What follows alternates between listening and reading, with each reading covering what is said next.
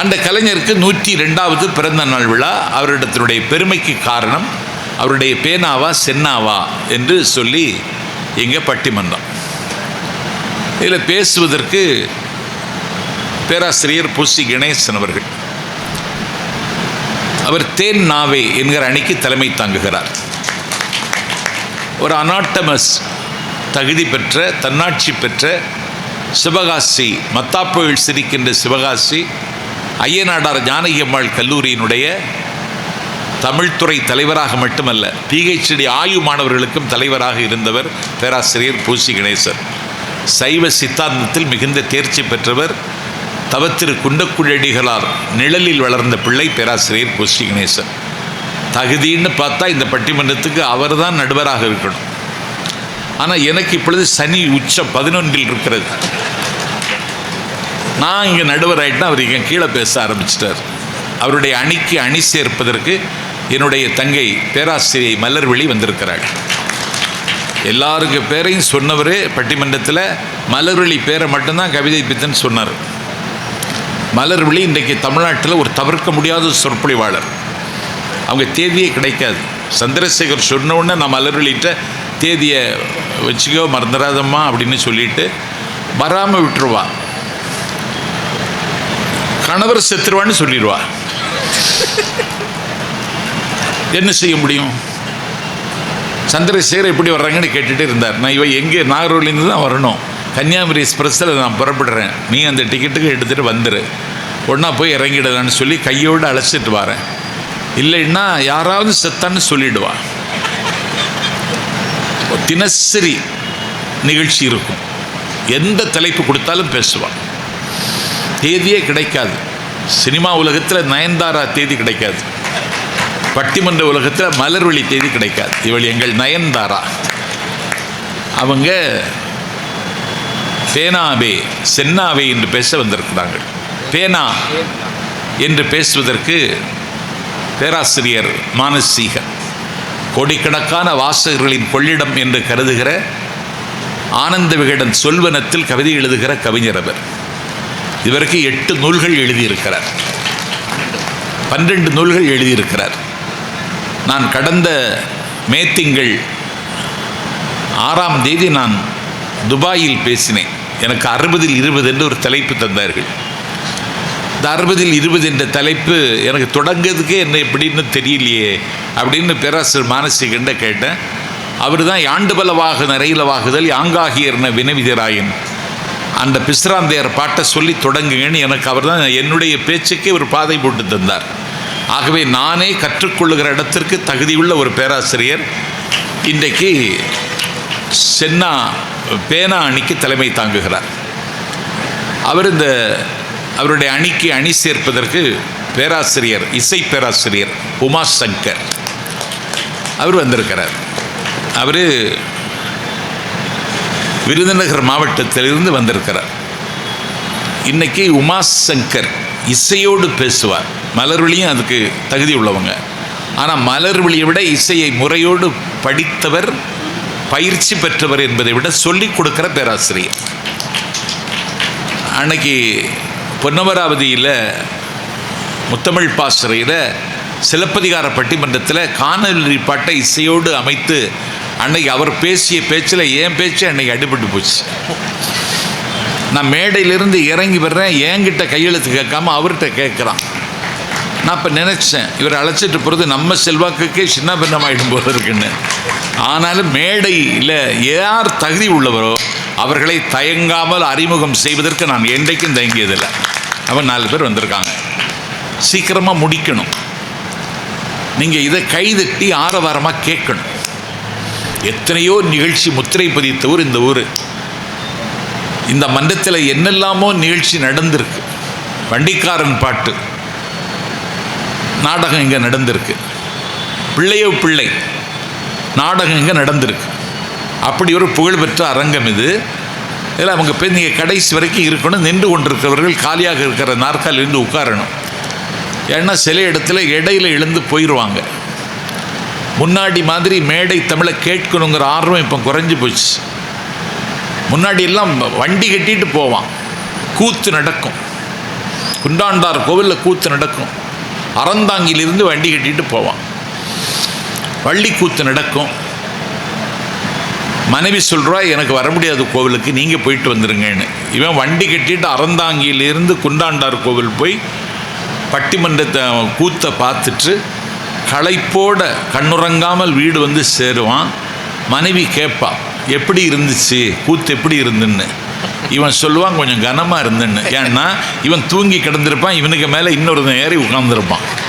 ஆனாலும் கேட்கணுங்கிற முனைப்பும் நினைப்பு அன்னைக்கு இருந்துச்சு. அதனால் நீங்கள் கடைசி வரைக்கும் உட்கார்ந்து இதை கேட்கணும். விரைந்து முடிச்சிருவான். இடையில் யாரும் எழுந்து போயிடக்கூடாது. அண்ணா தங்கத்தம்பிகளே தங்கத்தம்பிகளேம்பார். எதற்கு அண்ணா தங்கத்தம்பிகளை தம்பிகளேன்னு சொல்கிறாருன்னா, கோலாறு தங்க வயலில் கட்டி தங்கம் வெட்டி எடுத்துன்னு கண்ணதாசன் பாடுவதனே, கட்டி தங்கத்தை வெட்டி எல்லாம் எடுத்து கொண்டு வர்றதில்லை.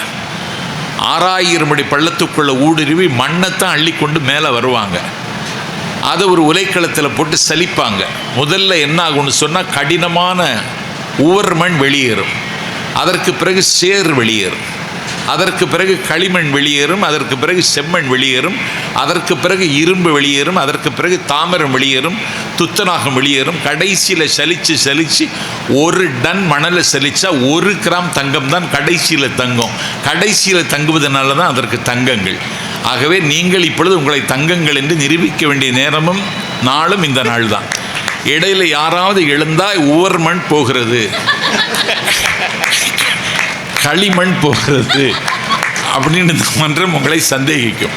அதனால் கடைசி வரைக்கும் உட்கார்ந்து கைதட்டி ஆரவாரித்து இந்த பட்டிமன்றத்தை வெற்றிகரமாக நடத்துவதற்கு நீங்கள் ஒத்துழைப்பு தந்தால், புதுக்கோட்டையில் தொடங்கி வைக்கிற இந்த வேள்வி தமிழ்நாட்டை வலம் பெறும் என்ற நம்பிக்கையோடு இந்த பட்டிமன்றத்தை நான் தொடங்கி வைக்கிறேன். இன்றைக்கு காலத்தை வென்ற தலைவர் கலைஞர், அவரை ஞாலம் இன்றைக்கும் நினைவு கூற காரணம் அவருடைய சென்னாவே என்ற அணிக்கு தலைமை ஏற்றிருக்கின்ற வண்ண தமிழ் வடிவம் எண்ண கருவூலம் பேராசிரியர் டாக்டர் பூசி கணேசன் அவர்கள் வாதத்தை தொடங்கி வைக்குமாறு வணங்கி அழைக்கிறேன். நன்றி, வணக்கம். கொஞ்சம் உட்காரலாமே, ஏன் நிற்கிறீங்க? சேர் இருக்க.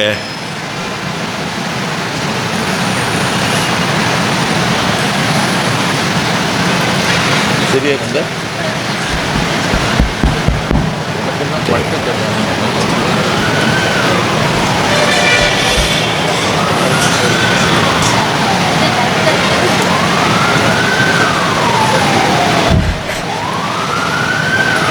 பொறுப்பிலே பிறந்து பெண்ணன் புகழிலே கிடந்து சங்கத்து இருப்பிலே இருந்து வைகை ஏட்டிலே தவழ்ந்த பேதை என்று சொல்லப்பட்ட அந்த தமிழுக்கு தமிழ்ச்சங்கங்கள் அமைத்தார்களே ஒழிய புதுக்கோட்டையில் மட்டும்தான் நான் தைரியமாக சொல்வேன், 25 ஆண்டுகளாக ஒரு தமிழ்ச்சங்கம் 6வது தமிழ்ச்சங்கமாக கலைஞர் தமிழ்ச்சங்கம் என்கின்ற பெயரிலே இயங்கி வருகிறது என்று சொன்னால், அந்த பெருமையை இந்த தமிழ்ச்சங்கம் பெற்றிருக்கிறது என்று சொன்னால், அதை தாங்கி நிற்கக்கூடிய தூண்களுக்கு முதலில் என் வணக்கத்தை சொல்லிக் கொள்கிறேன். நடுவர் அருமைக்குரிய நாஞ்சிலார் அவர்களே, பெருமைக்குரிய சான்றோர்களே, ஓகேங்களா?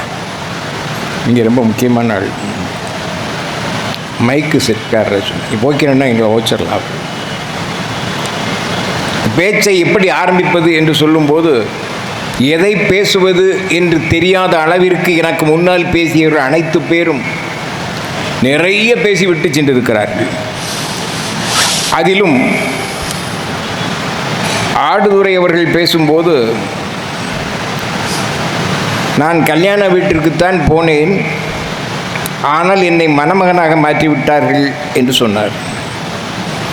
அதையே பெருமைக்குரிய கவிதை பித்தன் அவர்கள் சொல்லும்போது, நான் திருமண வீட்டில் சாப்பிடத்தான் சென்றேன், ஆனால் பந்தி பரிமாற வைத்து விட்டார்கள் என்று சொன்னேன். இதையே கலைஞரிடத்தே கேட்டோம். நானும் கேட்டேன். மன்னார்குடி இலக்கிய விழாவிலே கலைஞர் பேசுகிறார். அதிமுக ஆட்சி நடக்கிறது, நன்றாக கவனிக்க வேண்டும். அதிமுக ஆட்சி நடக்கிறது. மன்னார்குடி இலக்கிய விழாவிலே கலைஞர் பேசுகிறார். திடீரென்று செய்யப்பட்ட ஏற்பாடு. கலைஞர் சொன்னார், நான் விருந்துக்குத்தான் வந்தேன் இங்கே, ஆனால் என்னை விருந்து படைக்க வைத்தார்கள். நான் விருந்து படைத்து விட்டேன், நீங்களும் உண்டு விட்டீர்கள், மகிழ்ச்சி, நன்றி. ஆனால் இலையை தூர எறிந்து விடுங்கள் என்றார். எந்த இலையை? அவர்தான் கலைஞர். அந்த வன்மைதான் கலைஞருக்கு சொந்தமானது. எங்கள் உலகத்தில் எத்தனையோ தலைவர்களை சொன்னீர்கள். அவர் ஆங்கிலத்திலே ஒரு கவிஞன் பாடினான், கவிதை பித்தனை போலவே ஒரு கவிஞர், அவர் மூத்தவர். நீ எவரெஸ்ட் இல்லாத எவரெஸ்ட் என்று. எப்பவும் ஓய்வு கிடையாது அவருக்கு. ஒன்றும் எழுதுவார், இல்லை நண்பர்கள்ட்ட 12லேருந்து 2 மணி வரைக்கும் கூட பேசுவார்.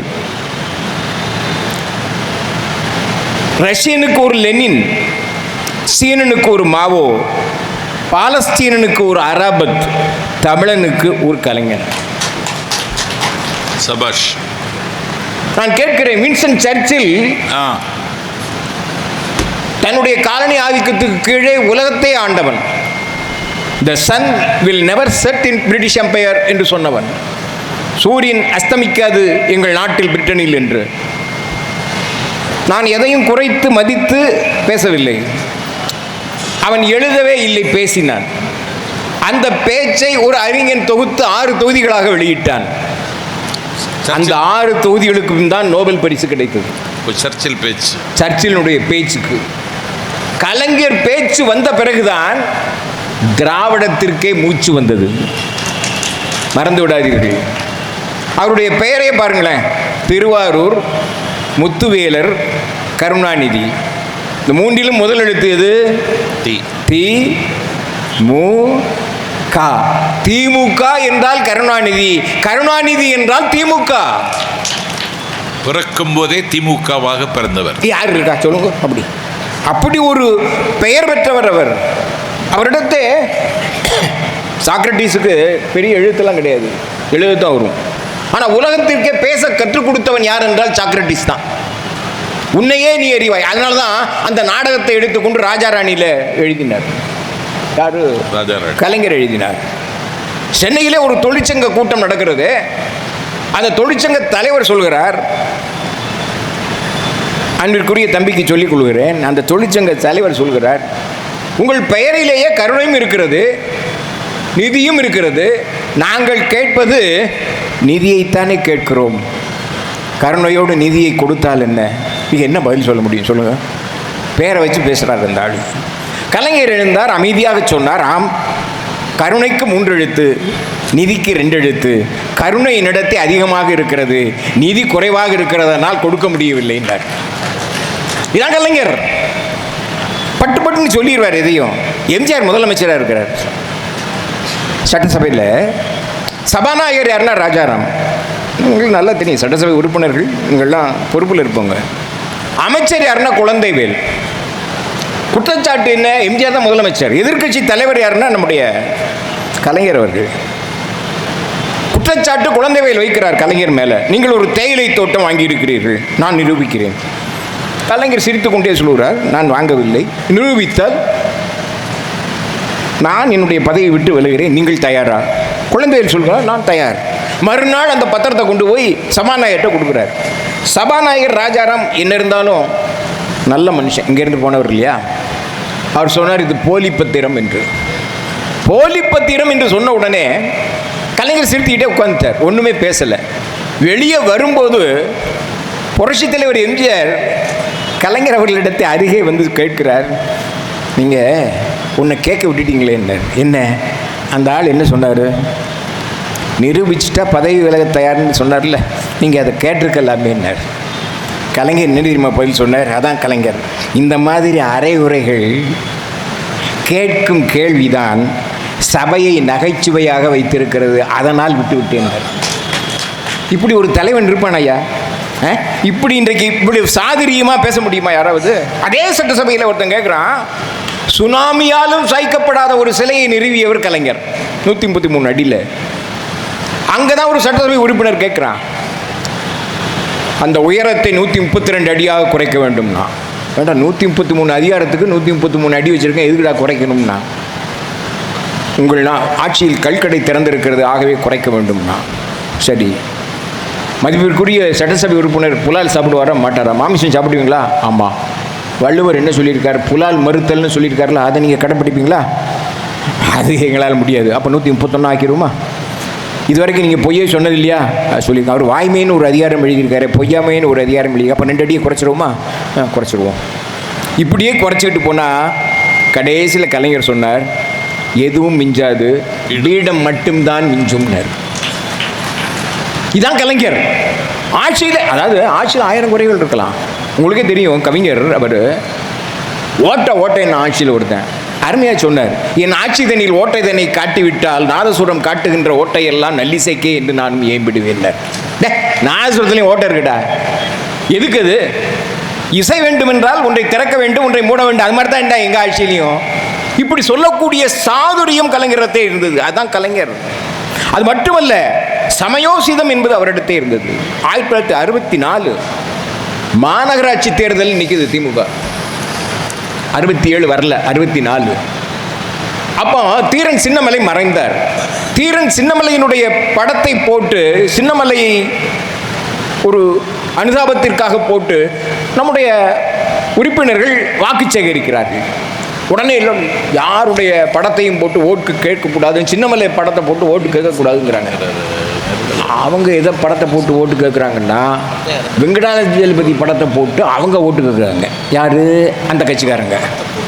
இப்போ உடனே கலைஞர் அமைதியாக சொன்னார், நீங்கள் பெரியசாமி படத்தை போட்டு ஓட்டு கேட்கிறீர்கள், நான் சின்னசாமி படத்தை போட்டு ஓட்டு கேட்கிறேன். சின்னசாமி அதாவது இந்த பேச்சுங்கிறது எல்லாத்துக்கும் வராதியா. கடற்கரையில் 1000 சிலைகள் வைத்தார் கலைஞர். எத்தனையோ சிலைகள் வைத்தார்லாம் சொல்ல முடியாது. பாரதி சிலை, கண்ணகி சிலை, ஔவையார் சிலை, எத்தனையோ சிலைகள் வைத்தார். எனக்கு ரொம்ப வேண்டியவர் தான் கொண்டு விட்டுட்டார். இப்போ உள்ளவர் இல்லை, பழையவர். அவர் கலைஞர்கிட்ட அமைதியாக போனார். ஒரே ஒரு விண்ணப்பம், என்ன? எல்லாத்துக்கும் செலவு வச்சிட்டீங்க, எங்கள் 63 நாயன்மார்களில் மூத்தவர் திருநாவுக்கரசர், அவருக்கு மட்டும் ஒரு செலவு வைக்கக்கூடாதா? கலைஞர் சிரித்தார். என்ன சிரிக்கிறீங்க, மழுப்புறீங்களா? இல்லை அவர் ரொம்ப உரிமையாக பேசுவார் கலைஞர்கிட்ட. அவர் உரிமையாக பேசுவார் அடிகளார்கிட்ட. இல்லை, நான் வைத்த சிலைகள் ஜி போப்பு சிலை, கண்ணகி சிலை, பாரதி சிலை எல்லாம் பாருங்கள், இதெல்லாம் வாழ்த்துவதற்குரிய சிலைகள். நாவுக்கரசருடைய சிலை வணங்குவதற்குரிய சிலை. அது சிவன் கோயிலில் தான் இருக்கணுமே ஒழிய அது கடற்கரையில் தெருவில் நிற்கக்கூடாதுன்னு. இந்த சாதுரியம் இல்லையா? இதான் ஏன் கெட்டிக்காரத்தனம்? ஒரு ஆட்சியாளனுக்கு இந்த பேச்சு திறமை இருந்து விட்டால் போதும், எதை வேண்டுமானாலும் சாதிக்கலாம். சபாநாயகர் தமிழ் குடிம நகைச்சுவை பாருங்க. தமிழ்ச்செல்வன் ஒரு படம், யார் நடித்ததுன்னு உங்களுக்கு தெரியும், புரட்சி கலைஞர். அப்போ அவர் நடித்தது, அதுக்கு ப்ரீவியூ ஷோவுக்கு அவரும் கலைஞர் அவர்களும் போகிறாங்க. அதில் இச்சு போடலை, தமிழ்ச்செல்வங்கிறதுல இச்சு போடல. போட்டால் 8 எழுத்தாயிரும். படம் எடுக்கிறவங்களாம் தெரியும், அவன் எத்தனை ஜோசியனை கூப்பிட்டு கேட்டிருப்பான். வெளியே வந்தோடனே தமிழ் குடிமகன் இதை பெருசாக கண்டுபிடிச்சதா நினச்சி கலைஞர்கிட்ட, கலைஞர் அவர்களே படத்தில் ஒரு பெரிய தவறை பார்த்தீங்களா? இச்சு போடலைன்னார். இச்சு போடலைன்னு கலைஞர் சிரித்தார். ஏன் அண்ணையா சிரிக்கிறீங்க? இச்சு போட்டால் சென்சாரில் விட மாட்டாங்க. மன்னை நாராயணசாமி மன்னார்குடிக்கு அவர் வீட்டுக்கு கூப்பிட்டு போகிறார். கூப்பிட்டு போய் முத்தத்தை காமிக்கிறார். இதை வீட்டு முற்றத்தை, இந்த முத்தத்தில் தான் நான் பிறந்தேன்னார். நம்ம அப்படி தானே சொல்லுவோம், முற்றம்னு சொல்ல மாட்டோம்ல. இந்த முத்தத்தில் தான் நான் பிறந்தேன்னார். கலைஞர் சிரிச்சார். சுற்றி பெரிய ஆட்கள்லாம் நிற்கிறாங்க. அப்போ உள்ள பெரிய ஆட்கள்லாம், பேராசிரியர் நிற்கிறார், நாவல் நிற்கிறார். உனக்கு கலைஞர் சொன்னார், எல்லாரும் முத்தத்தில் தானே பிறந்தாங்க, நீ மட்டுமா பிறந்த? எல்லாரும் விழுந்து சிரிக்கிறாங்க. ஆக கலைஞரிடத்தை என்ன இருக்கும்னா நகைச்சுவையும் இருக்கும், அதே நேரத்தில் வேதனையில் கூட அவரிடத்தை நகைச்சுவை. ஒரு பெரிய மருத்துவமனையில் சேர்க்கப்பட்டிருக்கிறார் சார், தாங்க முடியாத வலி, தண்ணி கொடுக்கக்கூடாதுன்னு மருத்துவர் சொல்லிட்டார். இவர் அந்த செவிலிகிட்ட கேட்குறார், யார்கிட்ட? நர்ஸ்கிட்ட. எனக்கு தண்ணி கொடுங்க, தண்ணி கொடுங்க, தண்ணி கொடுங்க. அவன் மாட்டேன்ட்டா. இவருக்கு மருத்துவர் சொன்னது தெரியாது. மாட்டேன்னு சொன்ன எரிச்சல்லே இவர் இருக்கிற, தாகம் தாங்க முடியல. மறுநாள் காலையில் தண்ணி கொடுக்கப்படுகிறது. அந்த நர்ஸும் வர்றாங்க. இவர் கேட்குறாரு, என்னம்மா உன் பேர் காவேரியான்னு கேட்குறாரு. அந்த பொண்ணு திகைச்சு போச்சு. இல்லையே, காவேரி இல்லை, என் போர் வேற. இல்லை, திரும்ப திரும்ப எப்போ கேட்டாலும் தண்ணி வராதுன்னு சொல்கிற பேர் தான் உன் பேருன்னு நினச்சி காவேரியான்னு கேட்டேன்னாரு. இது யாருதியா வரும்? அதாவது கிட்டத்தட்ட அவருக்கு மிகப்பெரிய ஆதங்கமுடைய ஒரு விஷயத்தை அவர் சாதாரணமாக எடுத்துக்கொண்டாரே, அதுதான் அவருடைய சிந்தனை. அவருடைய சிந்தனை அது மட்டுமல்ல, நீங்கள் ஆங்கில நயத்தை பற்றி நம்ம கவிதை பித்தன் ஐயா சொன்னாங்க. நம்முடைய மியூசிக் டைரக்டர் சுதர்சனம் இருக்கார் பாருங்க, அவர் கேட்குறார், கலைஞர் அவர்களை சாப்பிட்டீங்களான்னு. மணி 10 அவர் சொல்கிறார், ராத்திரி 10 மத்தியானம் ஷூட்டிங், மாலையில் மீட்டிங், வீட்டுக்கு போய் தான் ஈட்டிங்கிறார். ஆக அது மட்டும் இல்லை, வீரமணி அவார்டு அவருக்கு கொடுக்காங்க. வீரமணி அவார்டுனா விருது. உடனே கலைஞர் ஆங்கிலத்திலேயே சொல்கிறார், இது வீரமணி அவார்டு இல்லை, எனக்கு தரப்பட்டது வீரமணி ஸ்வார்டு, வாழ். இந்த திராவிட வாளை கொண்டுதான் தமிழர்களுடைய மூடத்தனத்தை, அறியா பழக்க வழக்கங்களை நான் ஒழிக்க வேண்டுமே தவிர வேறொன்றும் இல்லை என்று சொன்னார். அதுதான் கலைஞர். சாதாரணமாக ஒரு விஷயத்தை சொன்னார். எல்லாரும் கவனிச்சிங்களா? எல்லாரும் யாருமே சொல்லலை. அதை நான் சொன்னதான் நினைக்க வேண்டாம், எல்லாருக்கும் தெரியும். நான் என்று சொன்னால் உதடு ஒட்டாது, நாம் என்று சொன்னால் உதடு ஒட்டும். என்ன பெரிய வார்த்தையா! என் உயிரினும் மேலான உடன்பிறப்புகளே என்று அவர் சொன்ன உடனே அதிர்ந்து அந்த அரங்கம் 5 நிமிடங்களுக்கு கைதட்டும். என்ன ஆத்மார்த்தமாக சொல்கிற வார்த்தை அது, சும்மா ஏதோ பெயருக்கு சொல்கிற வார்த்தை இல்லை. இவரையோ அவரையோ என்னையோ இவரையோ அவர் பார்த்து விட்டால் அடையாளம் வைத்து அவனுக்கு ஏதாவது செய்ய வேண்டும் என்று கருதினாரே, அதனால் தான் அவர் கலைஞராகவே இன்னும் வாழ்கின்றார். அவர் இன்னும் நம்முடைய நினைவிலோ அதில் இல்லை, நம்முடைய வாழ்க்கையோடு ஒட்டி வாழ்கின்றார் அவர். ஆக நம்முடைய சங்கத்தமிழோ, அவருடைய குறள் ஓவியமோ, அவருடைய தொல்காப்பிய பூங்காவோ எதையும் நான் குறை சொல்லவில்லை. எல்லாம் சிறந்த எழுத்துக்கள். தென்பாண்டி சிங்கமோ, பொன்னர் சங்கரோ எல்லாம் படிச்சிருக்கேன். நெஞ்சுக்கு நீதியோ எனக்கு யார் தந்தா தெரியுமா? பழைய பரிதி இளம் எழுதி கொடுத்தார். அத்தனை ஒரு பெட்டியில் வச்சு அனுப்பிட்டார். சென்னைக்கு ஒரு கூட்டத்துக்கு போயிருந்தேன். அண்ணன் தூக்க முடியாதுன்னு, நீங்கள் போங்க நான் அனுப்பிடுறேன்ட்டு அனுப்பினார். இதுக்கு சொல்ல வர ரவங்கபுரி பாண்டியனோ எத்தனை எழுத்துக்கள்யா எழுதிக்கிட்டே இருந்திருக்காரியா அந்த ஆள். ஆனால் அவருடைய பேச்சு தான் வீட்டிலும் சரி, வீட்டிலையும் அப்படித்தான், நாட்டிலும் சரி, எங்கேயும் அவரை அந்த தேன்னா இனிக்க வாழ வைத்தது. இன்றைக்கும் இனிக்க வைக்கிறது, நினைக்க வைக்கிறது.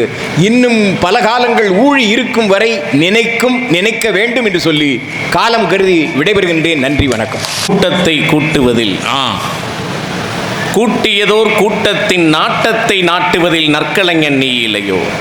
ஆஹா. கூட்டத்தை கூட்டுவதில் கூட்டியதோர் கூட்டத்தின் நாட்டத்தை நாட்டுவதில் நற்கலைஞன் நீ இல்லையோ. அந்த சிரிப்பளவோ ஆளையெல்லாம் கூட்டி வரும், அந்த சிறுமீசை அப்படியே சிறைப்படுத்தும், சந்திரனைப் போலே தகதகவென்று ஒளிரும் அந்த வழுக்கையில்தான் அரசியலே உருவாகும் என்று கண்ணதாசன் போற்றி பாராட்டிய முத்தமிழ் அறிஞர் கலைஞரை வணங்கி தொடங்குகிறேன். நல்ல கைதட்டலாம். இந்த அற்புதமான நிகழ்வை ஏற்பாடு செய்திருக்கக்கூடிய கலைஞர் தமிழ்ச் சங்கத்திற்கும், இங்கு அமர்ந்திருக்கக்கூடிய அனைத்து அறிஞர் பெருமக்களுக்கும், கழகத்தின் உண்மை தொண்டர்களுக்கும் என் இரவு வணக்கங்கள். இந்த நிகழ்விற்கு நடுவராக ஒரு நாவுக்கரசரே வந்திருக்கிறார். இவர் திருநீறு பூசிய நாவுக்கரசர் இல்லை, திராவிட இனத்தின் வரலாறு பேசிய நாவுக்கரசர். தடியேந்திய அந்த நாவுக்கரசர் இல்லை, கொள்கை கொடியேந்திய நாவுக்கரசர். சோழ சாம்ராஜ்யத்தை பாடிய பழைய நாவுக்கரசர் இல்லை, இவர் ஈழ சாம்ராஜ்யத்தை பாடிய நாவுக்கரசர். இன்னும் சொல்லப்போனால் கடந்த தலைமுறைக்கு இவர் உரை நட்சத்திரம், இந்த தலைமுறைக்கு திரை நட்சத்திரம். இந்த உரை நட்சத்திற்கு படை வீடுகள் பல உண்டு, தாய் வீடு ஒன்றுதான், அதன் பெயர் திராவிடம். நடுவர் அவர்களை வணங்குகிறேன். ஐயா பூசி கணேசன் அவர்கள் தேன் நாதான் கலைஞருடைய அடையாளம் என்று பேசி அமர்ந்திருக்கிறார். நான் மறுக்கவில்லை. ஆனால் இன்றைக்கு நடுவர் சொல்ல போகிற தீர்ப்பிற்கு நம்முடைய தமிழக முதல்வர் ஏற்கனவே அடி எடுத்து கொடுத்து விட்டார். அப்படியா? ஆமாம். உலகலாம் என்று சேக்கிலார் பெருமானுக்கு அடியெடுத்து கொடுத்ததை போல நீங்கள் சொல்ல போகிற தீர்ப்புக்கு முதல்வர் அடியெடுத்து கொடுத்து விட்டார். நீங்கள் யோசித்து பார்க்கலாம். கொஞ்சம் சத்தம் இல்லாமல் கொடுத்தா நல்லா இருக்கும் நண்பர்களே. உலக வரலாற்றில் ஒரு தலைவனுக்கான அடையாளமாக மகுடம் இருக்கலாம், அவன் கையிலே ஏந்தி இருக்கிற வாள் இருக்கலாம், போர்க்களத்தில் பயன்படுத்திய துப்பாக்கி இருக்கலாம், அவன் இருந்த வீடு அடையாளமாக இருக்கலாம், ஏன் சில நேரங்களில் அவன் அணிந்திருந்த பாதணிகள் கூட அடையாளமாக இருக்கலாம். ஆனால் கலைஞரின் அடையாளமாக நம்முடைய முதல்வர் தேர்ந்தெடுத்ததே கலைஞரின் பேனாதான் என்பதால் நீங்கள் கொடுக்க போகிற தீர்ப்புக்கு முதல்வரே அடியெடுத்து கொடுத்து விட்டார் என்று என் உரையை தொடங்குகிறேன். நீங்கள் யோசித்து பாருங்கள், கலைஞர் என்கிற மகத்தான சிந்தனையாளருடைய பேனா எப்படிப்பட்ட பேனா? பேனாவை பற்றி கவிமாமணி அப்துல் காதர் அவர்கள் ஒரு அற்புதமான கவிதை எழுதினார்கள். கொஞ்சம் ஓரத்தில் இருந்து அப்படியே கொடுத்து விடுங்க, வாங்கிக்கிடுவாங்க, நடுவில் வராமல் கொடுங்க. கவிமாமணி அப்துல் காதர் அவர்கள் பேனா குறித்து ஒரு கவிதை எழுதினார். பேனா குறித்த கவிதை. அவர் கேட்கிறார், நம்ம மைப்பேனாவெல்லாம் பட்டை அடிக்கும் எழுதினா, பேனாவே நீ எழுதினால் பட்டை அடிக்கிறாய், நீ என்ன செய்வனா? உன்னுடைய மூடிக்கு மேலே நீளமாக ஒரு கோடு இருக்கிறது, நீ என்ன வைணவனா? நீ தொப்பி வைத்திருக்கிறாய், மூடி என்கிற தொப்பி வைத்திருக்கிறாய், நீ என்ன இஸ்லாமியனா? நிப் என்கிற சிலுவை குறி வைத்திருக்கிறாய், நீ இயேசு மதத்தை சார்ந்தவனா? எழுதினால் பட்டை அடிக்கிறாய் சைவனா? மூடிக்கு மேலே கோடு வைத்திருக்கிறாய் வைணவனா? இஸ்லாமியனை போல் தொப்பி வைத்திருக்கிறாய், நீ தலையிலே மூடி என்னும் தொப்பி வைத்திருக்கிறாய், நீ இஸ்லாமியனா? நிப் என்கிற சிலுவையை சுமந்து கொண்டிருக்கிறாய், நீ கிறிஸ்துவ மார்க்கத்தை சேர்ந்தவனா என்று கேட்டபோது பேனா பதில் சொன்னதாம், மடையா, என்னை நன்றாக கவனித்துப்பார். உலகம் முழுவதும் நான் ஒன்றின் வடிவத்தில் இருக்கிறேன், கடவுள் ஒன்று என்பதை பறைசாற்றி நிற்கிறேன் என்று சொன்னதாக கவிதை எழுதியிருப்பார். கலைஞரின் பேனா தமிழர்கள் ஒன்றென்று பறைசாற்றிய பேனா. ஆஹா, நீங்கள் யோசித்து பாருங்கள், தமிழ் சினிமா கலைஞருக்கு முன்னால் எப்படி இருந்தது? முழுக்க புராண கதைகள், பேசுகிற டயலாகே புரியாது. இன்னைக்கு காதலன் காதலியை சர்வசாதாரணமாக பெயர் சொல்லி அழைக்கிறான். நினைத்தாலே சுகந்தானடா, நெஞ்சில் உன் முகந்தானடா, டா போட்டு காதலி பேசுகிறா பாட்டெல்லாம் வருது. முன்னாடியெல்லாம் சுவாமி, பிராணநாதா, எந்த நூற்றாண்டு கதைன்னே தெரியாது. பூரா புராண கதைகள், பேசுகிற வசனம் பூரா இப்படி தான் இருக்கும். படத்தில் பாட்டு 40-45 பாட்டு இருக்கும். கதாநாயகன் ஆற்றுக்கு அந்த பக்கம் இருப்பான், கதாநாயகி ஆற்றுக்கு இந்த பக்கம் இருப்பா. 2 பேரும் ஆற்ற பாட்டு டூயட் பாடிட்டு இருப்பாங்க. 45 பாட்டு இருக்கும். கதாநாயகன் பிறந்தா ஒரு பாட்டு, கதாநாயகி பிறந்தா ஒரு பாட்டு, 2 பேரும் வளர்கிற போது 2 பாட்டு, சந்திக்கிறப்ப 3 பாட்டு, பிறகு பிரிஞ்சு சோக பாட்டு 4. சரி, செத்துட்டான்னு பார்த்தா ஆவியா 5 பாட்டு படிப்பான். இப்படி இருந்த தமிழ் சினிமாவை நம்ம இப்படி சொல்லலாம். குமரகுருபனை பேச வைத்தவன் முருகன், நம்மாழ்வாரை பேச வைத்தவர் பெருமாள் என்றால் தமிழ் சினிமாவை பேச வைத்தவர் முத்தமிழறிஞர் கலைஞர். நீங்க உலக வரலாற்றிலே பராசக்தி மாதிரி ஒரு படம் உண்டா? கலைஞரின் பேனாதானே காரணம். நீங்கள் யோசித்து பாருங்கள், எவ்வளவு அற்புதமான வசனங்கள். இன்றைக்கும் கூட நான் அன்றைக்கு சிவாஜி கணேசனில் தொடங்கி இன்றைக்கு இருக்கக்கூடிய நட்சத்திரங்கள் வரை நீங்கள் யோசித்து பாருங்கள். முதல் படத்திலேயே ஒரு நடிகர் வெள்ளி விழா கண்ட ஒரே படம் பராசக்தி மட்டும்தான். அதற்கு பிறகு எந்த நட்சத்திரம் நடித்த, உச்ச நட்சத்திரம் நடித்த எந்த படமும் வெள்ளி விழா காணவில்லை.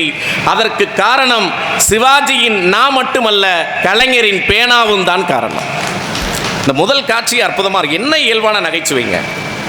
குலசேகரன் கதாபாத்திரம் படுத்து கிடக்கும். போலீஸ் அப்படி அப்படி தட்டுவார். நம்ம ஊரில் போலீஸுக்கு ஒரு கெத்தோடு அப்படி தட்டுவாங்கல்ல, அப்படி தட்டுவார், முழிப்பார். என்ன முழிக்கிற அப்படின்னு கேட்பார். சிவாஜி கணேசன் சொல்லுவார், தூங்குறவனை எழுப்புனா திருதிருன்னு முழிக்க தானே செய்வான்.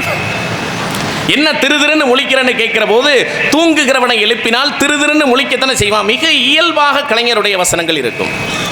இன்றைக்கு நிகழ்கிற பல விஷயங்களை அன்றைக்கே பேனாவால் எழுதியவர். அதில் ஒரு வசனம் வரும், கோவில் கூடாது என்று சொன்னேன், ஏன்?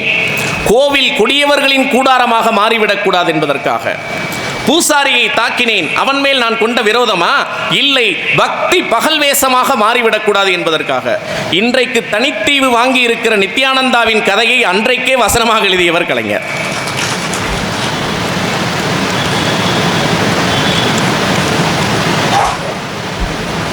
ரொம்ப அதில் இன்னொரு அற்புதமான வசனம் இருக்கும் பராசக்தியில். புத்தர் ஒரு இடத்திலே குறிப்பிட்டார், அழகான சுயநலம்தான் பொதுநலத்தின் நுழைவாயில்னர்.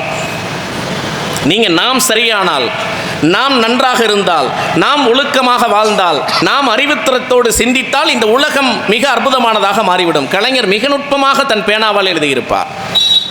என் சுயநல, இதை நீங்கள் சுயநலம் என்பீர்கள், என் சுயநலத்தில் பொதுநலமும் கலந்துள்ளது. ஆகாரத்திற்காக அழுக்கை சாப்பிட்டு தடாகத்தை சுத்தம் செய்கிறதே மீன், அதை போல என்று தன்னுடைய பேனாவால் புத்தரின் மகத்தான தத்துவ சாராம்சத்தை எளிமைப்படுத்தி தரக்கூடிய ஆற்றல் உலக வரலாற்றில் கலைஞரின் பேனாவுக்கு மட்டும்தான் இருந்தது. நண்பர்களே, பெரிய கதைவசனம் எழுதுறதெல்லாம் விடுங்க. சின்ன சின்ன விஷயங்களில் கலைஞர் எழுதிய எழுத்துக்கள் என்பது மிகப்பெரிய வரலாற்றை பெற்றிருக்கிறது.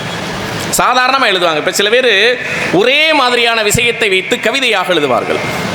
தீபாவளி நேரத்தில் நான் வகுப்பில் மாணவர்கள்ட்ட ஏதாவது கவிதை உங்களுக்கு சொந்தமாக எழுத முடிந்தால் நீங்கள் சிந்தித்திருந்தால் எழுதுங்கள்னு சொன்னேன். உடனே ஒரு பையன் எழுந்திரிச்சான். தீபாவளியை வச்சே ஒரு கவிதை அவன் ஆரம்பிக்கிறான். என்னை கண்டால் சரவெடியாய் வெடிப்பவளே. தீபாவளியில் வெடி போடுவோம். என்னை கண்டால் சரவெடியாய் வெடிப்பவளே, உன் புன்னகை என்னும் மத்தாப்பை கொளுத்தி போடு, என் இதயத்தில் பூந்தொட்டி வெடிக்கட்டும், பார்க்கிற பயலெல்லாம் புஸ்வானமாய் போகட்டும். இது சின்ன விடலை எழுதிய கவிதை. ஒரே விஷயத்தை வச்சு மூன்று விஷயங்க. வெள்ளி, சனி, ஞாயிறு, இது கிழமை, நமக்கெல்லாம் தெரியும். இந்த 3 கிழமைகளை வைத்து கலைஞர் எழுதினார். விவேகம் என்னும் வெள்ளி முளைத்து, சாதி மத பற்று என்னும் சனி தொலைந்தால் சமத்துவம் என்னும் ஞாயிறு பிறக்கும் என்று எளிமையான சொற்களை கூட மகத்தான சொற்களாக மாற்றியது கலைஞரின் பேனாதான். இங்கே யாரோ குறிப்பிட்டார்கள். கலைஞருடைய பேனாவின் சிறப்பு என்ன தெரியுமா? உலகத்தில் எழுத்தாளர்கள் கனவு காண்பார்கள், புரட்சியாளர்களும் தத்துவவாதிகளும் தான் அதை நிறைவேற்றுவார்கள். பாரதி கனவு கண்டான், அதை நிறைவேற்றுவதற்கு நீதி கட்சியும் திராவிட இயக்கமும் வந்தது. தாகூரும் அல்லாமா இக்பாலும் கனவு கண்டார்கள், அந்த கனவை நிறைவேற்றுவதற்கு இந்திய ஜனநாயகத்தில் நேருவும் அம்பேத்கரும் சேர்ந்து பாராளுமன்றத்தில் சட்டம் இயற்ற வேண்டியிருந்தது. வல்லத்தோல் கனவு கண்டார், அந்த கனவை நிறைவேற்றுவதற்கு EMS நம்பூதிரிபாடு என்கிற இடதுசாரி தோழர் வரவேண்டியிருந்தது. ஆனால் உலக வரலாற்றிலே தான் கண்ட கனவை தானே நிறைவேற்றிய ஒரே தலைவர் கலைஞர் மட்டும்தான். சபாஷ். அது அவருடைய பேனா சாதித்த விஷயம். சைக்கிள் ரிக்ஷா, கை ரிக்ஷா கூடாது என்று எழுதினார். ஆட்சிக்கு வந்தவுடன் கை ரிக்ஷாவை ஒழித்தார். நீங்கள் மனிதர்களில் பிச்சைக்காரர்கள் இருக்கக்கூடாது என்று சொன்னார். பிறகு ஆட்சிக்கு வந்தவுடன் பிச்சைக்காரர்களை ஒழிப்பதற்குரிய திட்டங்களை நிறைவேற்றினார். சாதி ரீதியாக மனிதன் இன்னொரு மனிதனை தள்ளி வைக்கக்கூடாது என்று சொன்னார்.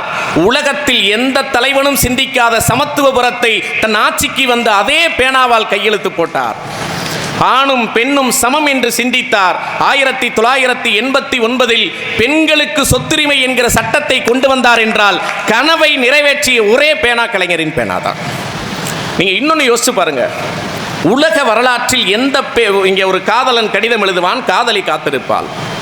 கணவன் கடிதம் எழுதுவான், மனைவி காத்திருப்பாள்.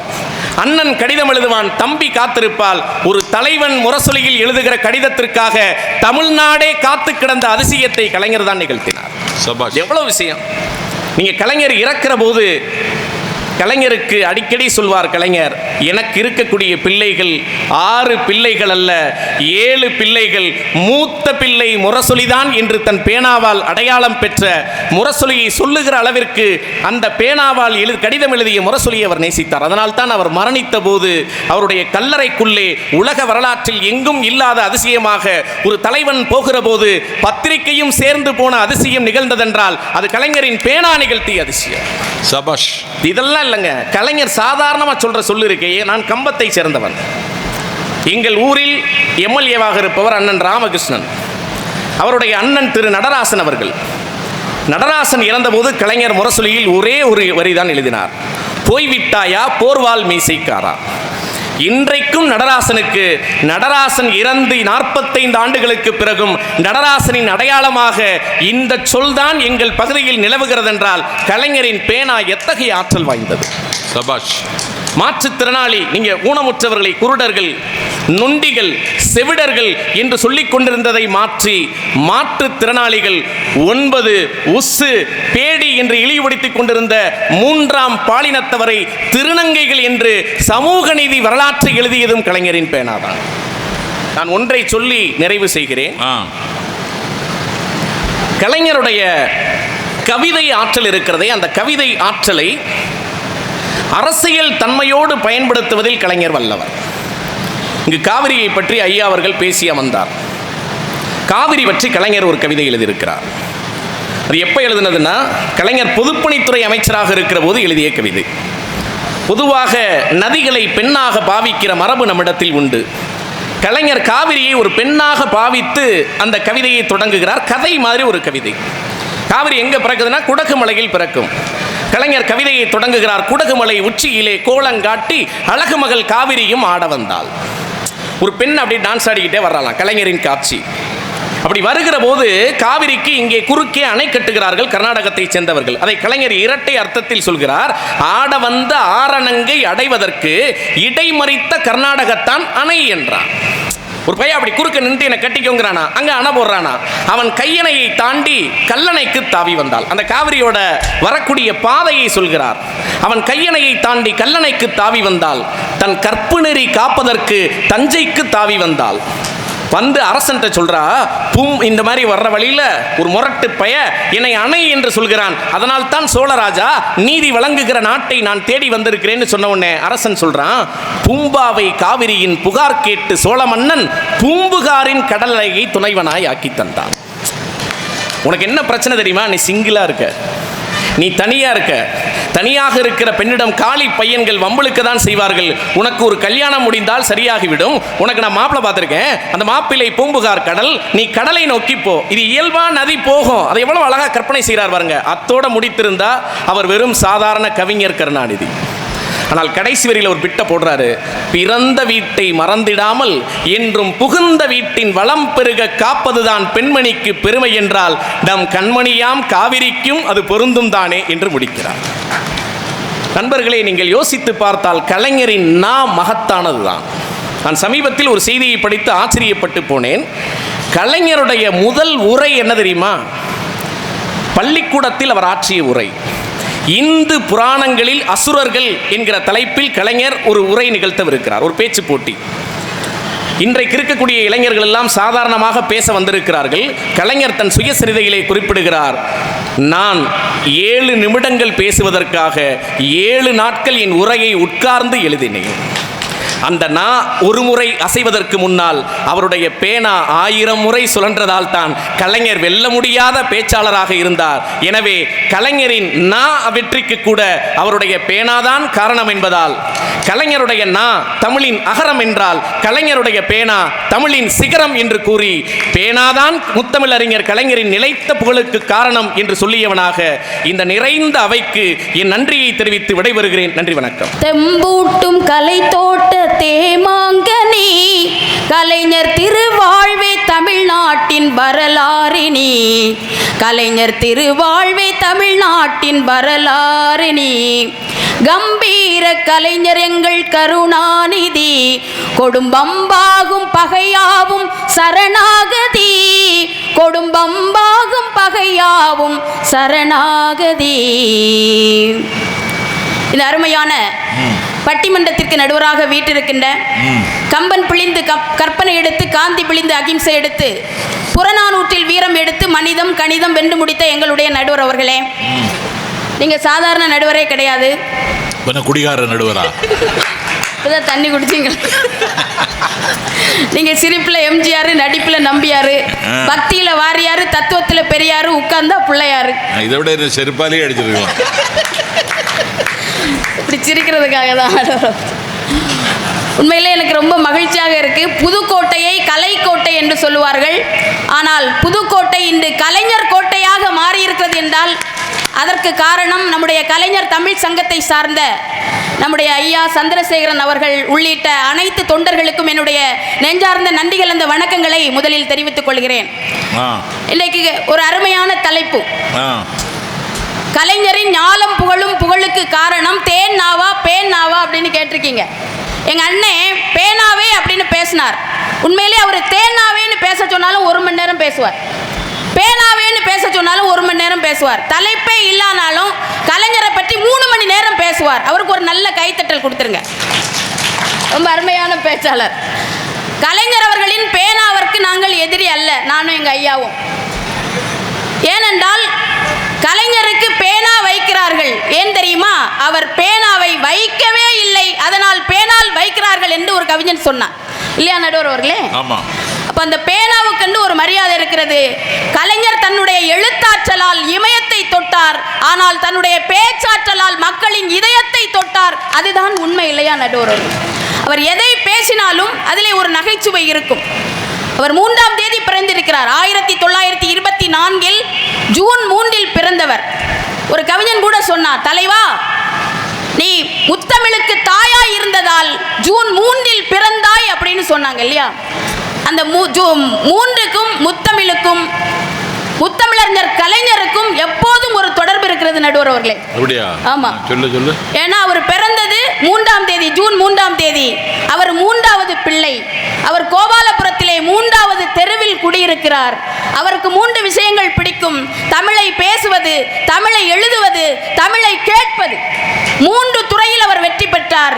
இலக்கியத்துறை, கலைத்துறை, அரசியல் துறை, 3 துறையில் அவர் வெற்றி பெற்றிருக்கிறார். அது மட்டுமல்ல, எழுத்தாளர் சாவி அவர்கள் சொல்லுவார், கலைஞர் அவர்கள் சுவாசிப்பது தமிழை, நேசிப்பது தமிழ் இனத்தை, அவர் வாசிப்பது தமிழ் இலக்கியத்தை அப்படின்னு சொன்னார் இல்லையா. அவருக்கு 3 நா. ஒரு நா தேன்னா, இன்னொரு நா பேனா, இன்னொன்று அண்ணா என்று சொன்னால் 3 நா அவருக்கு இருந்தது. அது மட்டுமல்ல, 3 ஆண் பிள்ளைகள். வீட்டுக்கு ஒரு பிள்ளை மூக்கா முத்து, நாட்டுக்கு ஒரு பிள்ளை மூக்கா அழகிரி, உலகத்திற்கே ஒரு பிள்ளை மூக்கா ஸ்டாலின் என்று சொன்னால் 3க்கும் அவருக்கும் எவ்வளவு ஒற்றுமை நடுவர் அவர்களே. அதனால தான் சொன்னாங்க, பொன்னான தமிழகத்தில் அண்ணாவின் தம்பியாய் பொலிகின்ற கருணாநிதி, பொன்னான தமிழகத்தில் அண்ணாவின் தம்பியாய் பொலிகின்ற கருணாநிதி, அன்றாடம் புகழ் பாடும் வழிகாட்டி ஒளிகாட்டி கொண்டாடும் கருணாநிதி, கண்ணான கருணாநிதி, திமுக கழகத்தின் கருணாநிதி, கண்ணான கருணாநிதி, திமுக கழகத்தின் கருணாநிதி, கள்ளக்குடி கொண்ட கருணாநிதி வாழ்கவே, மக்கள் உள்ளம் குடி கொண்ட உண்மை தலைவன் வாழ்கவே, கள்ளக்குடி கொண்ட கருணாநிதி வாழ்கவே. எப்படி வாழ்த்துறோம்னா, அவருக்கு நகைச்சுவை பேச்சு, அவர் தொண்டர்களிடத்திலே வைத்திருந்த அன்பு நடுவர்களே. மைக்கு முன்னால வந்து நின்ன உடனே என் உயிரினும் மேலான கழக உடன்பிறப்புகளேன்னு சொல்லுவார் பார்த்தீங்களா. அதுல ஈர்க்கப்பட்ட தமிழகம் தான் இது நடுவர்களே. தமிழக மக்கள் எல்லாம் அவர் பேச்சில் தான் ஈர்க்கப்பட்டார்கள் என்பது உண்மை இல்லையா. வந்த உடனே தொண்டர் தானங்க இந்த உலகத்திலே பெருசு. யார் இந்த உலகத்திலே பெரியவர்கள்னு முருகப்பெருமான் அவ்வை கிட்ட கேட்டாங்களாம். அவ்வை என்ன சொன்னார்? பெரிது பெரிது புவனம் பெரிது, புவனமோ நான்முகன் படைப்பு, நான்முகனோ கரியமால் உந்தியில் பிறந்தோன், கரியமாலோ அலைகடல் துயண்டோன், அலைகடலோ குறுமுனியில் ஒடுக்கம், குறுமுனியோ கலசத்தில் பிறந்தோன், கலசமோ புவியில் சிறுமன், புவியோ அரவனுக்கு ஒருதலை பாகம், அரவமோ உமையவள் கைவிரல் மோதிரம், உமையவளோ சிவனுள் அடக்கம், சிவனோ தொண்டருள் அடக்கம், தொண்டர்தம் பெருமையை சொல்லவும் பெரிதேன்னு சொன்னார்னா, இந்த உலகத்திலே பெரியவர்கள் யாருன்னு என்று சொன்னால் கலைஞர்களின் தொண்டர்களாகிய நம்முடைய உடன்பிறப்புகள் தான் பெரியவர்கள் நடுவர்களே. அதனால் தான் அவர் சொன்னார், துடுப்பில்லாமல் படகில்லை, அடுப்பில்லாமல் நெருப்பில்லை, உறுப்பில்லாமல் உடல் இல்லை, உடன் பிறப்பில்லாமல் திராவிட முன்னேற்ற கழகமே இல்லை என்று எப்போதும் கலைஞர் அவர்கள் தன்னுடைய பேச்சால், தன்னுடைய தேன் நாவால் சொல்லுகிறார் என்று சொன்னால் அதுதானங்க பெரிய உண்மை. அதிகாலை உதயசூரியன் எழுவதற்கு முன்னாலேயே எழுந்து விடுகின்ற தலைவன் நடுவர் அவர்களே.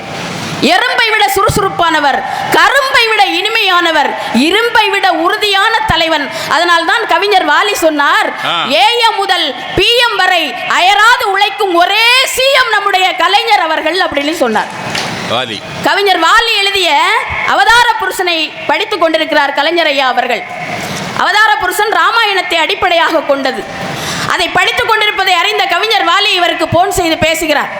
ஐயா, நீங்க உங்களுக்கு ராமாயணம் பிடிக்குமா அப்படின்னு கேட்கிறார். உடனே கலைஞர் என்ன பதில் சொல்றார் தெரியுமா? எனக்கு ராமாயணத்தில் வாலியையும் பிடிக்கும், வாலி எழுதிய ராமாயணத்தையும் எனக்கு பிடிக்கும் அப்படின்னு சொல்றார் நடுவர்களே. அப்போ அவர் கடவுளுக்கு எதிரி அல்லங்க. கடவுள் மறுப்பு கொள்கை என்றாலும் நம்முடைய மேல்மருவத்தூர் ஆதிபராசக்தி பீடத்தில் ஒரு கலைக்கூடத்தை திறந்து வைப்பதற்காக அவரை அழைக்கிறார்கள்.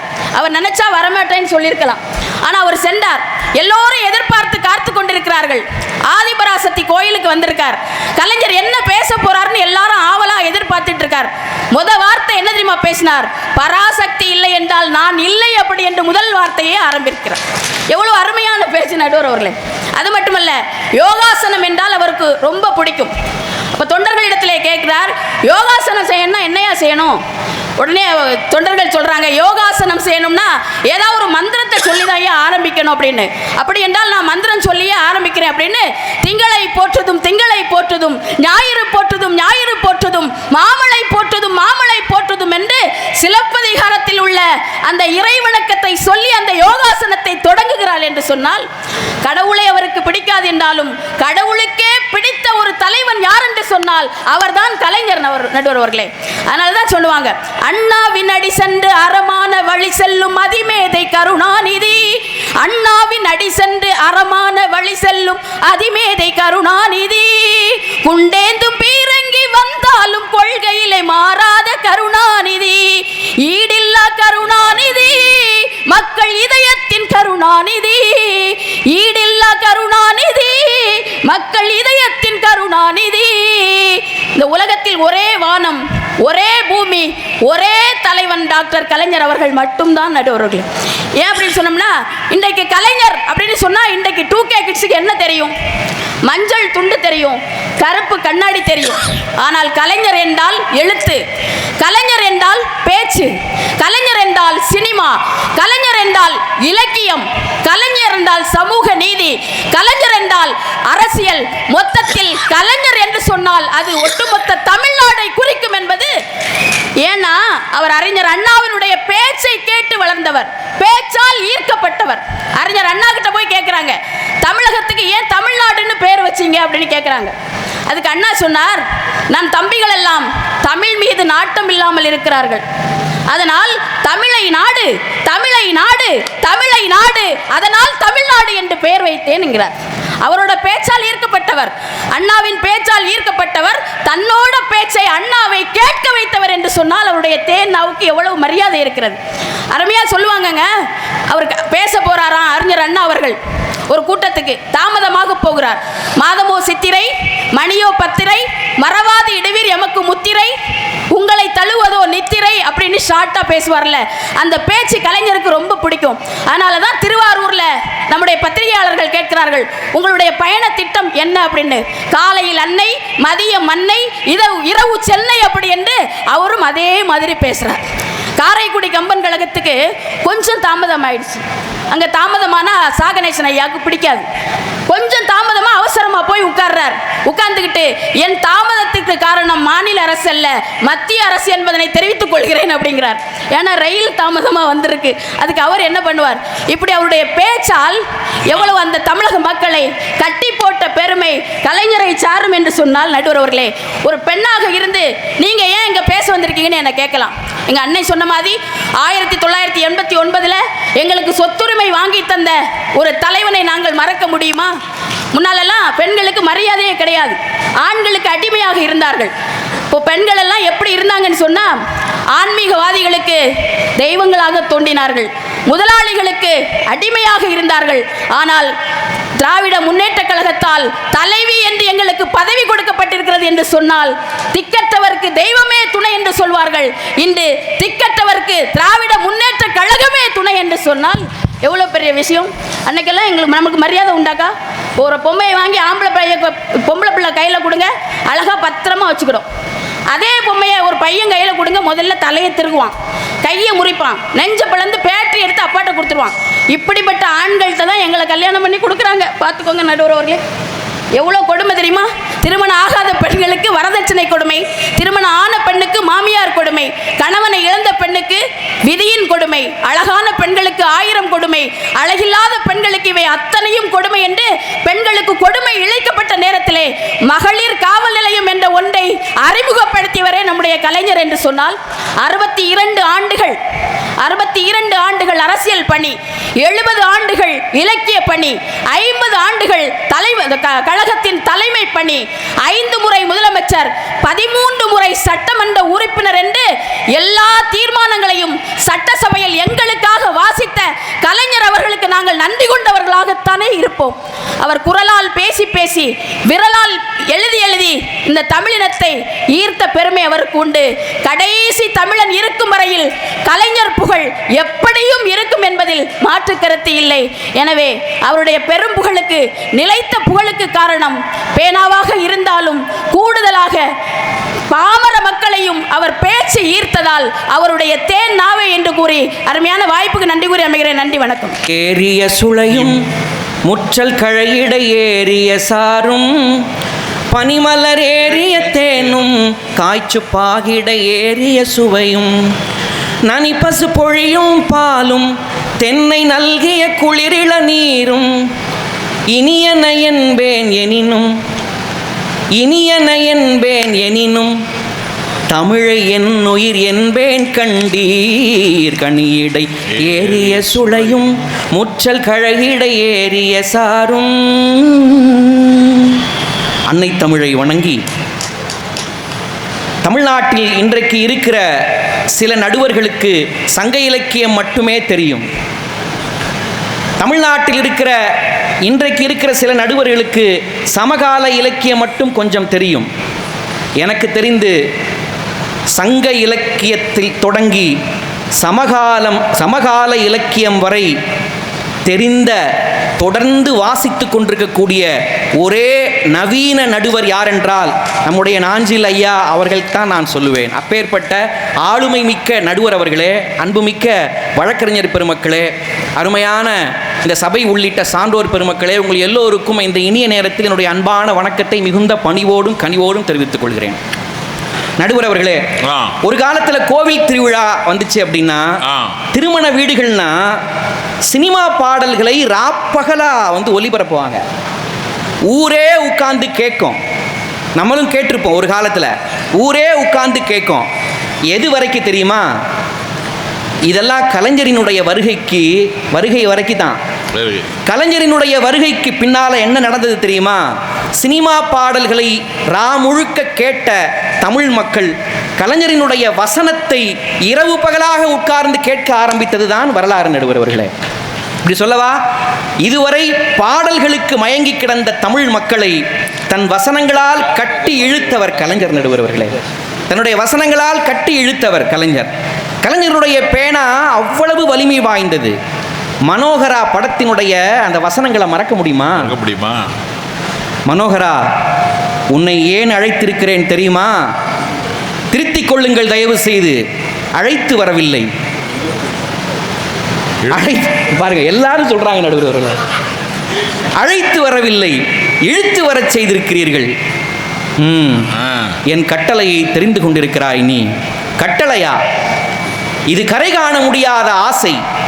பொன்னும் மணியும் மின்னும் வைரமும் பூட்டி மகிழ்ந்து கண்ணே முத்தே தமிழ் பண்ணே என்றெல்லாம் குலவி கொஞ்சி தந்தத்தாலான கட்டிலே சந்தனத்தாலான தொட்டிலே வீரனே என் விழி நிறைந்தவனே தீரர் வழி வந்தவனே என்று யாரை சீராட்டி பாராட்டினீர்களோ அவனை, அந்த மனோகரனை சங்கிலியால் பிணைத்து சபை நடுவே நிறுத்தி சந்தோஷம் கொண்டாட வேண்டும் என்ற உங்கள் தனியாத ஆசைக்கு பெயர் கட்டளையா தந்தையே?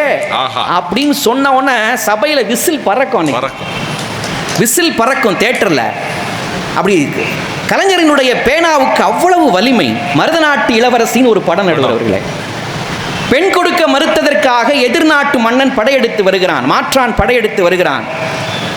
அவனையே மணந்து கொள்ளுமாறு மருதநாட்டு இளவரசியிடம் மன்னன் கெஞ்சிறான் போய், மகளே மகளே, எனக்காக நீ இந்த தியாகம் கூடவா செய்யக்கூடாது, இந்த தியாகம் கூடவா செய்யக்கூடாதுன்னு மன்னனே மகள்கிட்ட கெஞ்சினான். உடனே இளவரசி எதிர்வினை புரிகிற மாதிரி கலைஞர் வசனம் எழுதியிருப்பார். தங்களுக்காக உயிரை தியாகம் செய்கிறேன் அப்பா, மானம் தியாகம் செய்யும் பொருள் அல்ல தந்தையே அப்படின்னு கலைஞர் ஒரு வசனம் எழுதியிருப்பார். என்ன வசனங்க!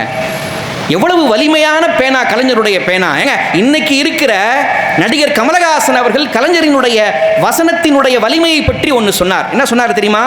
நான் நடிக்க வந்த காலத்தில் கலைஞரின் வசனத்தை அழகாக பேசி காட்டுவதுதான் நடிப்பிற்கான கேட் பாஸ்ன்னு சொன்னார். நடிப்பிற்கான கேட் பாஸே அதான் அப்படின்னார். கவிக்கோ அப்துல் ரஹ்மான் சொன்னார். கலைஞரினுடைய பேனாவினுடைய வலிமையை பற்றி கவிக்கோ அப்துல் ரஹ்மான் சொன்னார். பராசக்தி தான் உலகை படைத்தாள் என சொல்வார்கள், பராசக்தியையே படைத்தவன் எங்கள் கலைஞர் அப்படின்னு சொன்னார். கவிக்கோ அப்துல் ரஹ்மான் சொன்ன மாதிரி பராசக்தியினுடைய வசனத்தை மறக்க முடியுமா? ஐயா அவர்கள் கூட நினைவூட்டினாங்க. அம்பாள் என்றைக்கடா பேசினால் அறிவு கெட்டவனே. கலைஞரின் இந்த வசனத்தை அறியாதவர்கள் தமிழ்நாட்டில் இருப்பதற்கு வாய்ப்பே இல்லை. பராசக்தியில் இன்னொரு வசனம் வரும். பசியினால் ஒரு குழந்தை அப்படியே துடிக்கும். அம்மாவும் சாப்பிடல, குழந்தைக்கு பால் கூட கொடுக்க முடியல, ஒரு ரொட்டி துண்டு வாங்கி கொடுக்கறது கூட காசு இல்லை. குழந்தையினுடைய கதறலை கேட்க முடியாம ஆத்துல தூக்கி வீசி எரிஞ்சிருவா குழந்தைய. அந்த அம்மாவை கைது பண்ணி நீதிமன்றத்தில் கொண்டு போய் நிறுத்திடுவாங்க. நீதிபதியை பார்த்து அந்த அம்மா சொல்ற மாதிரி ஒரு வசனம் எழுதியிருப்பார், என் குழந்தை என்ன திருஞான சம்பந்தரா, பார்வதி அம்மை வந்து பால் கொடுக்க அப்படின்னு அந்த அம்மா பேசுற மாதிரி ஒரு வசனம் எழுதியிருப்பாங்களே. கலைஞருடைய பேனா கொடுத்ததே திரையரங்குகளை கலையரங்குகளாக மட்டுமல்லாமல் பகுத்தறிவு அரங்கங்களாக மாற்றியது கலைஞருடைய பேனா. நடுவர் அவர்களே, இப்படி சொல்லவா, தமிழ் சினிமா வரலாற்றில் ஒரு திரைப்பட கதாநாயகனுக்கு நிகராக ஒரு வசனகர்த்தா புகழ் பெற்றார் என்றால் அது கலைஞரை தவிர வேறு யாரும் கிடையாது. கலைஞரை தவிர வேறு யாரும் கிடையாது. பராசக்தி படத்தில் இருக்கிற புரட்சிகரமான வசனங்கள் நம்ம எல்லாரும் கேட்டிருப்போம். அதில் வர்ற ஒரு நகைச்சுவையான ஒரு கேலியான ஒரு வசனத்தை, அந்த காட்சியை ரொம்ப அழகாக எங்களுடைய அணித்தலைவர் சொன்னார். இன்னொரு ஒரு நகைச்சுவையான ஒரு கேலியான அந்த படத்தில் உள்ள ஒரு காட்சி வசனத்தை நான் சொல்கிறேன் பாருங்க. ஒரு வீட்டினுடைய திண்ணையில் படுத்திருப்பார் சிவாஜி கணேசன். அந்த வீட்டுக்காரன் ஒரு குடத்தில் தண்ணி எடுத்து வந்து மேலே ஊற்றி விட்டுருவான். எழுந்து சிவாஜி கணேசன் பேசுவார், அப்படியே சோப்பு இருந்தால் கொடுங்க, குளிச்சு 4 நாள் ஆச்சுன்னு சொல்லுவார். எப்படி வசனம் பாருங்க நண்பர்களே. பராசக்தி படத்தை கலைஞரோடு சேர்ந்து உட்கார்ந்து கவியரசு கண்ணதாசன் பார்த்தார். பார்த்ததுக்கப்புறம் என்ன சொன்னார் தெரியுமா? கலைஞரை பார்த்து சொன்னார், போயா போயா உம்மை பார்த்தா பொறாமையாக இருக்கியா, போயா உம்மை பார்த்தா பொறாமையாக இருக்குன்னு கவியரசர் கண்ணதாசன் சொன்னார். ஏன் இதை சொல்கிறேன் தெரியுமா? யாரை பார்த்தும் பொறாமைப்படாத கவியரசு கண்ணதாசனையே பொறாமைப்பட வைத்தது கலைஞருடைய பேனா. நடுவர் அவர்களே, அவ்வளவு வலிமையானது கலைஞருடைய பேனா. 1964 பூம்புகார் படத்தில் ஆர் சுதர்சனம் ஐயா அவர்கள் இசையில் KP சுந்தராம்பாள் பாட கலைஞர் ஒரு பாட்டு கொடுத்துருப்பார் பாருங்க. என்ன பாட்டுங்க அந்த பாட்டு, சொல்லுங்க, மறக்க முடியுமா அந்த பாட்டை? வாழ்க்கையெனும் ஓடம் வழங்குகின்ற பாடம், மானிடரின் மனதினிலே மறக்க ஒண்ணா வேதம்.